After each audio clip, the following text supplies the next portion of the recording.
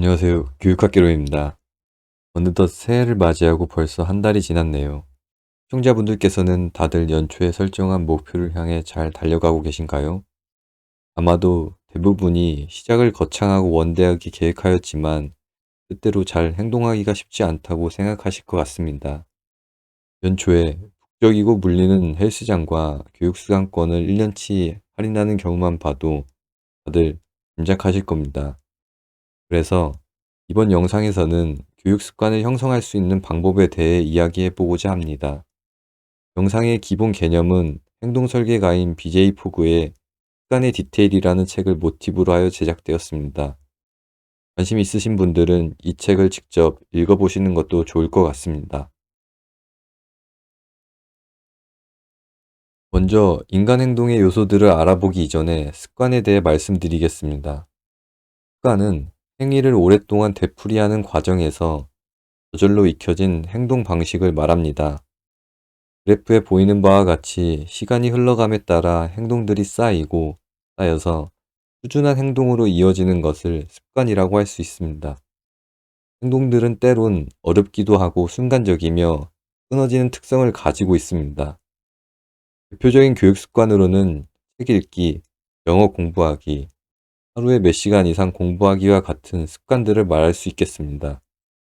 여러분들께서는 이런 공부 습관을 들이기 위해 어떤 노력들을 하신 적이 있으신가요? 아마도 대부분 자기계발서 책을 읽거나 동기부여 영상을 보셨을 겁니다. 이런 책들과 영상에는 노력, 열정, 동기와 의지가 중요하다고 강조하고 있습니다. 하지만 여기에는 심각한 오류가 존재합니다. 정보와 행동 동일시 오류로 책과 영상에서 중요하고 강조하는 내용을 안다고 삶이 바뀌지가 않는다는 것입니다. 간단히 말해 정보는 정보고 내가 실천하는 행위는 정보를 통해서 달성하기가 어렵다는 것입니다. 그렇다면 이 인간 행동에 영향을 미치는 요소들이 무엇인지 한번 알아보도록 하겠습니다. 행동의 3요소는 다음과 같습니다. 동기, 능력, 자극의 조합으로 행동이 유발되고 지속된다고 할 수 있습니다. 아래 그림에서 어떤 행동들이 어떤 조건에서 일어나는지 알 수 있습니다. 세로축은 동기축으로 행동을 유발하는 동기가 강하거나 약한 것으로 표현할 수 있고, 가로축은 능력축으로 개개인이 갖고 있는 능력으로 그 행동을 하기에 쉽거나 어려운 것으로 표현할 수 있습니다. 자극은 그래프상에 나타나 있지 않지만 인간 행동에 영향을 미치는 요소로 이후에 알아보도록 하겠습니다. 그래프 안에는 책 읽기와 스마트폰 하기라는 두 개의 행동이 있습니다. 네모로 나타낸 책 읽기는 행동 곡선 아래에 위치하게 됩니다. 개개인마다 능력과 동기가 다르지만 일반적으로 하기 힘든 행동으로 분류할 수 있습니다.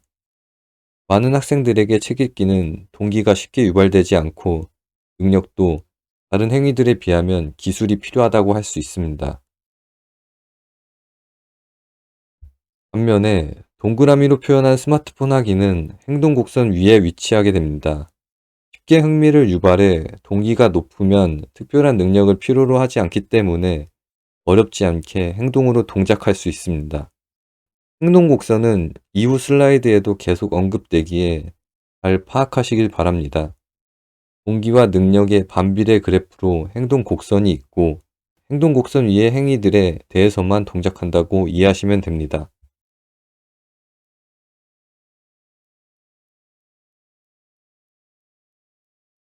이어서 인간 행동의 첫 번째 요소인 동기에 대해 말씀드리겠습니다.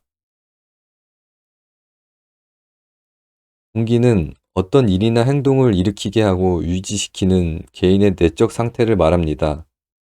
아래 그래프에서 책 읽기는 낮은 동기로 행동이 유발되긴 어렵지만 같은 읽기 능력에서 만화책 읽기는 상대적으로 흥미를 갖기에 높은 동기 유발로 행동 곡선 위에 위치하며 행동으로 유발되기 쉽습니다. 이렇듯 동기는 행동에 관여하기에 그 특성에 대해 알아보도록 하겠습니다. 동기는 복잡합니다. 첫 번째로 사람마다 동기를 유발하는 요소가 다를 수가 있습니다. 한 학생에게는 개인에게 칭찬을 해주는 것만으로도 동기를 유발할 수 있지만 또 다른 학생에게는 다른 아이와 다른 학생과 비교를 통해서 그 학생의 돋보이는 모습을 강조해 줄 때 동기를 유발할 수 있을 것입니다. 두 번째로는 상충하는 동기가 동시에 작용한다고 할 수 있습니다. 어떤 날에는 보고 싶은 TV를 보겠지만 어떤 날에는 공부를 해야 된다는 동기가 발생할 수 있다는 것입니다. 세 번째로는 행동과 연관된 이득, 처벌로 동기가 생길 수가 있습니다. 학습을 하기 위한 부모의 이득을 주는 과정에서 학생들은 동기를 유발할 수 있게 됩니다. 그리고 마지막 네 번째로는 상황에 따라 동기가 바뀔 수가 있습니다. 같은 환경과 같은 이득과 처벌인 과정에서도 어느 날은 공부를 하고 싶고 또 다른 날은 공부를 하고 싶은 동기가 발생하지 않을 수가 있다는 것입니다. 이런 복잡한 특성으로 동기는 행동 설계에 영향을 미치지만 중요한 요소로 작용하기는 힘든 부분이 있습니다. 다음에 동기 특성을 말씀드리겠습니다. 동기는 지속 불가능합니다. 예를 들어 새해에 1년치 인강 수강권을 신청하고 2달 뒤 수강권을 재판매하는 경우가 있을 것입니다. 이렇듯 동기는 습관을 위해 필요한 시간적인 요소를 고려하면 꾸준하다고 할 수가 없습니다. 계속해서 동기가 중요하지 않은 것처럼 말씀드렸는데 동기가 중요하지 않다는 것이 아니라 일반적인 특성을 말씀드린 부분이며 지속적인 동기도 있다고 할 수 있습니다. 바로 열망이라고 부르는 동기로 우리가 기존의 동기들과 구분하고 추구해야 할 동기라고 할 수 있습니다. 열망은 행동이 아니며 얻고 싶은 결과라고 할 수 있습니다. 흔히 말하는 이루고 싶은 꿈과 목표입니다.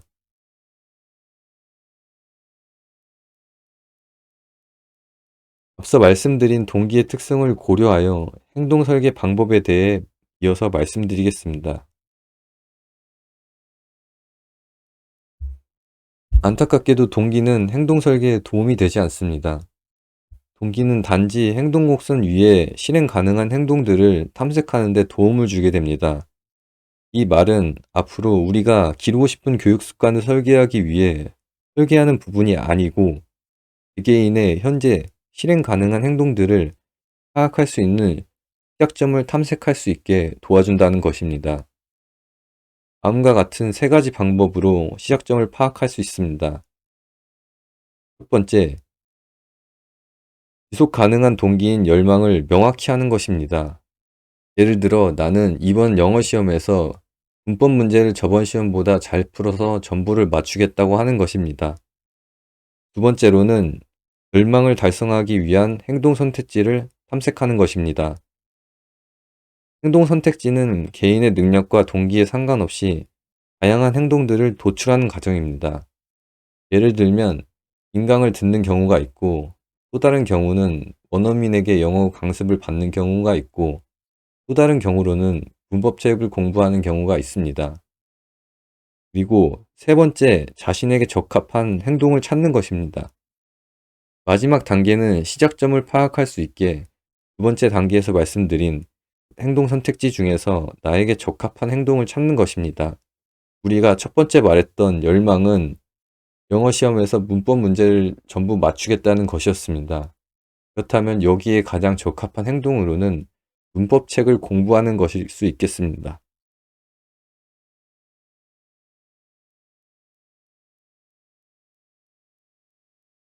다음으로 두 번째 행동 요소인 능력에 대해 말씀드리겠습니다. 능력이 행동 모형에서 어디쯤에 놓이는지 살펴봄으로써 그 행동이 습관이 되게 설계할 수 있습니다.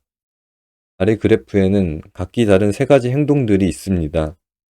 책 읽기는 능력이 많이 필요하다 할 수 있고 이보다 더 작은 능력으로는 책 안에 한 단어는 읽기이고 이보다 더 쉬운 능력은 책의 한 장을 읽는 것입니다. 이렇듯 우리의 목표가 책 읽기라면 목표로 가는 행위들은 세분화하고 능력을 낮춰 책 한 장 읽기와 같이 지금 당장 실행 가능한 능력으로 할 수 있도록 설계하면 행동이 습관이 될 수 있습니다. 동기 파트에서 찾은 적합한 행동은 대부분 행동 곡선 아래에 위치하기 때문에 문법 책 읽기는 나 자신의 능력을 고려하여 책 한 장 읽기와 같은 능력으로 시작점을 이동해야 합니다.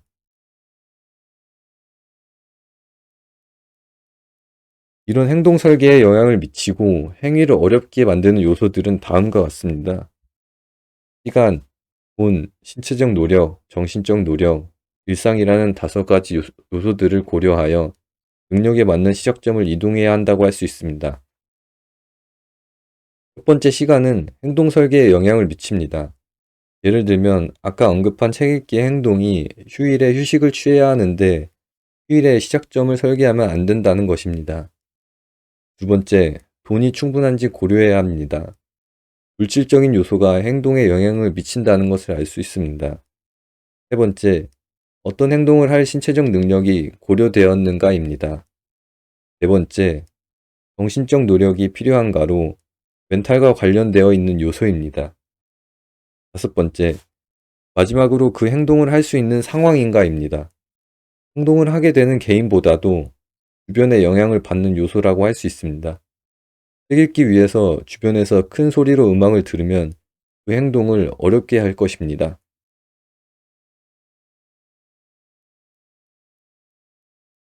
말씀드린 능력에 영향을 미치는 위험 요소들을 잘 알아보았으며 이어서 이러한 능력을 고려한 행동 설계 방법은 다음과 같습니다. 능력은 행동 설계 요소 중 중요한 부분이라고 할 수 있습니다. 능력을 조절하여 적합한 행동을 쉽고 단순하게 설계해야 합니다. 방법 첫 번째는 기술을 향상시킬 수 있는 방법을 찾는 것입니다. 영문법을 공부하는 방법을 유튜브에서 찾아보거나 친구들이 좋아하는 방법을 물어보는 경우가 있을 것입니다.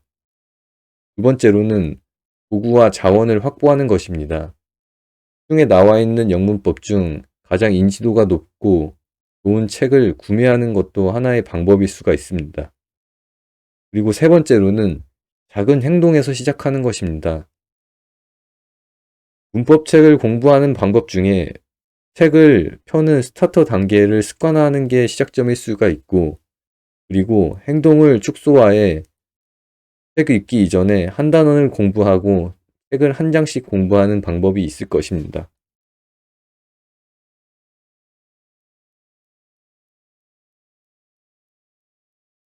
행동 설계의 마지막 요소인 자극에 대해 말씀드리겠습니다. 자극은 행동 설계 모형에서 가장 중요한 요소입니다. 동기는 설계 요소가 아니라 시작점을 탐색하는 요소라고 말씀드렸고, 능력은 설계 요소로 행동을 세분화하는 설계 요소라고 말씀드렸습니다. 자극은 행동이 계속해서 반복되게 할 수 있는 습관을 기르기 위한 가장 중요한 요소라고 할 수 있습니다. 아래 그림처럼 행동은 습관으로 수렴하기 전에 높은 행동도 있고 작은 행동도 있습니다. 연계되는 행동들을 어떤 자극을 고려하여 설계한 뒤 이어지게 하는지가 습관으로 가는 핵심이라고 할 수 있습니다. 이러한 자극을 고려한 설계 방법은 다음과 같습니다.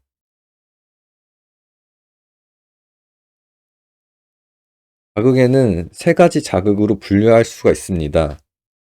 중요도가 낮은 것부터 말씀드리도록 하겠습니다. 첫 번째는 인간 자극입니다. 인간 자극은 좋은 해결책은 아닙니다. 예를 들어 부모의 공부하라는 조언과 같은 인간의 오감에 영향을 미치는 자극을 말합니다. 이 자극은 스스로 행동하도록 하는 자극을 의미하며 좋은 동기를 유발하고 행동을 유발하기에 좋지 않은 자극이라고 할 수 있습니다. 두 번째로는 상황 자극이 있습니다. 상황 자극은 예를 들면 포스트잇에 오늘 공부해야 할 목록을 정리하는 경우가 있고 쉬고 있는 순간 공부할 시간을 안내하는 부모 또는 문자 메시지가 있을 것입니다. 개인이 처한 상황 속에서 그 요인들이 행동을 자극하는 경우라고 할 수 있겠습니다. 그리고 마지막으로 행위 자극이 있습니다. 행위 자극이 행동 설계의 키포인트라고 할 수 있습니다. 행동의 행동으로 이어지는 습관을 생성할 수가 있는 행위 자극입니다. 예를 들어 책 펴기는 다음 행동인 책 단원 읽기로 이어질 수 있고, 책 단원 읽기는 책 읽기의 과정으로 이어질 수가 있습니다. 따라서 책 펴기는 책상에 앉는 순간이 행위 자극으로 작용할 수가 있겠습니다.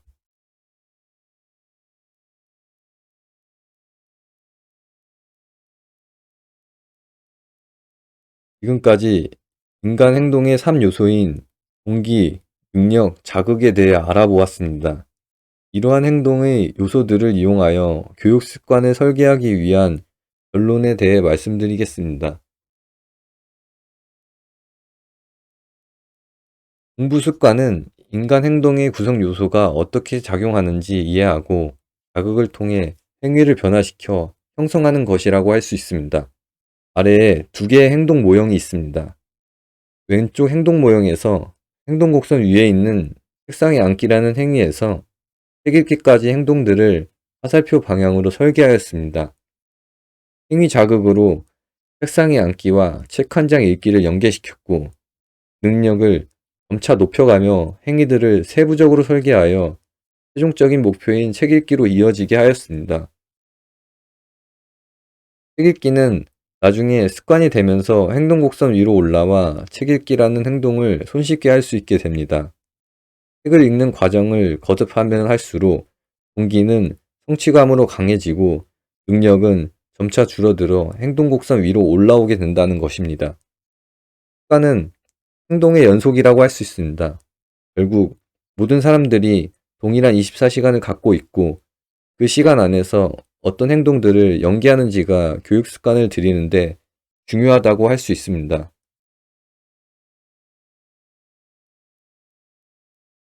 지금까지 교육 습관을 위한 인간 행동의 요소들을 이해하는 데 도움을 드리는 시간이었습니다. 이 요소들은 개개인의 차이가 존재하기 때문에 무엇보다도 자기 자신에 맞춰 한번 설계를 해보시는 것은 어떨까요? 교육학개론이었습니다. 감사합니다.